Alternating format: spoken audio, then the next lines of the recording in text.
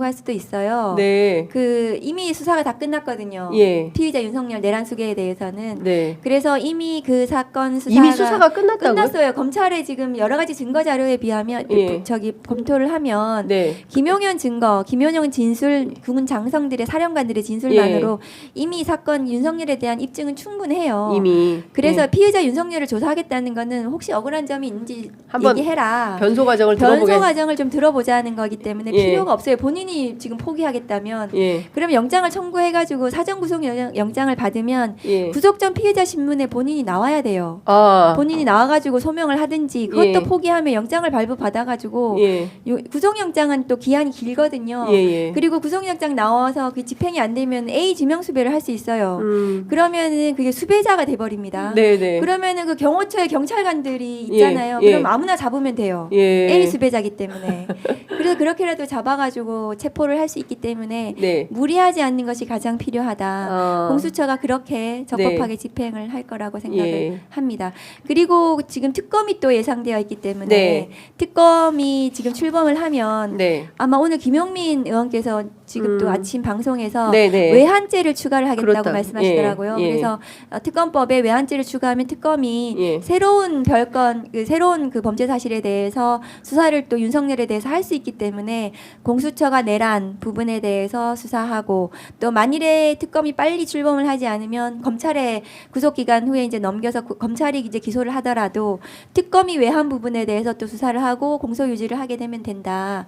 그래서 급하게 하실 필요는 없다. 막 그 시민들은 너무 급하잖아요. 지금 막 오늘 당장 매일매일 지금 너무 당장 체포해라 너무 뭐 이런 그 상황을 예. 보고 있는 잠을 못 상황인데 자니까요. 힘드셔서. 근데 예.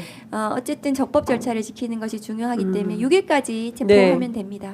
일단 국민들이 조금 더 고생하신 길에 더 고생을 하시더라도 네. 적법 절차로 반격 또는 또 다른 그 쟁점을 만들어서 자신의 책임을 면탈할 어떤 작은 물샐 틈 없이 아주 차분하고 적법한 절차에 따라서 집행을 해야 된다. 그래야 뒤탈이 없다. 이런 네, 말씀 좀 그렇습니다. 주셨습니다.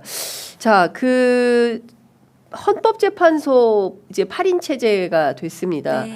그런데 많은 진보 언론들에서는 실제로 그 정형식 재판관을 포함해서 그 보수 인사, 중도 보수가 훨씬 더 많은 거 아니냐. 그러니까 전체에 보면 3대 5다.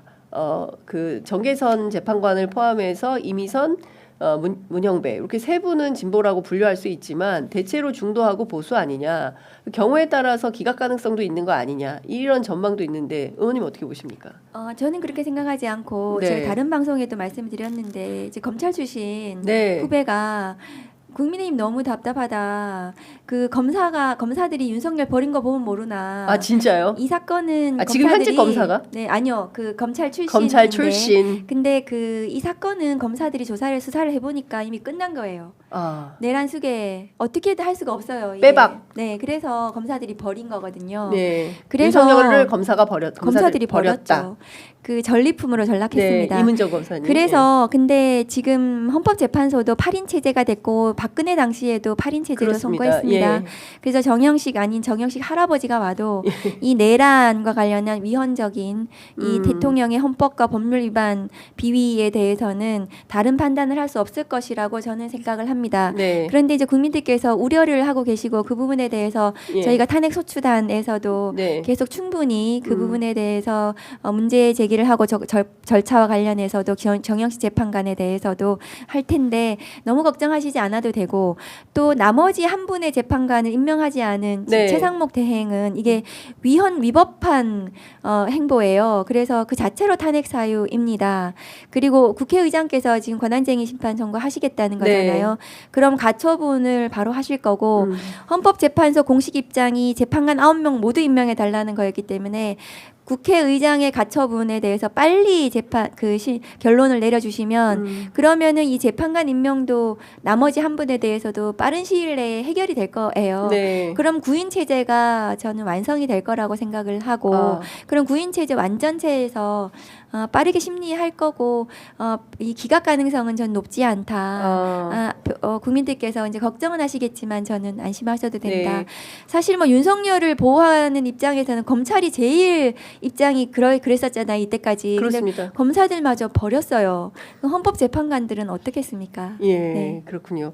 그리고 지금 판사들 체포하겠다고 그렇습니다. 그 계엄 당시에 그랬다는 거 아니에요? 예. 그럼 지금 뭐 이 영장을 발부한 판사님, 그다음에 재판관들 전부 다 예. 지금 막 그 나중에 윤석열 돌아오면 어떻게 될지 모르시는 거 아니겠어요? 아니 특히 노태학 대법관의 네. 경우에는 노상원이가 그런 말 하지 않았습니까? 노태학이는 내가 맡는다. 사무실에 야구방망이 갖다 놔라. 이랬다는 거지 않습니까? 그러니까 지금 어떤 그 예. 세력도 예. 정치 세력도 과거의 쿠데타 세력도 법원을 상대로 그렇게 하지는 무도하게. 않았거든요. 예. 무도하게. 예. 그래서 대법관을 체포를 하고 그다음에 판사를 판사를. 어떻게 하겠다는 이런 예. 무도한 세력들이 돌아와서는 절대로 안 되고 내란 수계 관련해서는 사실은 뭐 사형 무기징역 맞습니다. 밖에 없는 중대범죄이기 때문에 체포 구속은 네. 뭐 어쨌든 절차에 따라서 하면 되고 탄핵 심판도 어쨌든 저는 빨리 결론 낼 거라고 생각합니다. 권성동 원내대표가 그 8인 체제에 대해서 이미 결정난 사안이다.